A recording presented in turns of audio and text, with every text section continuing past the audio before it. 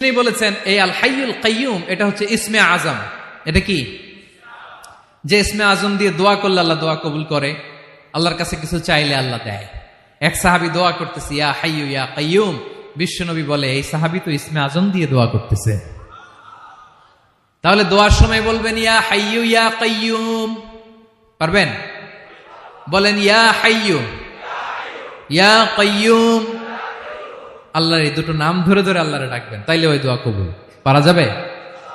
বিশ্বনবী দোয়াতে বলতেন ইয়া হাইয়ু ইয়া কাইয়ুম বিরহমাতিকা আস্তাগীথ আসলিহ লি শা'নি কুল্লাহু ওয়া লা তাকিলনি ইলা নাফসি তারফাতা আইন।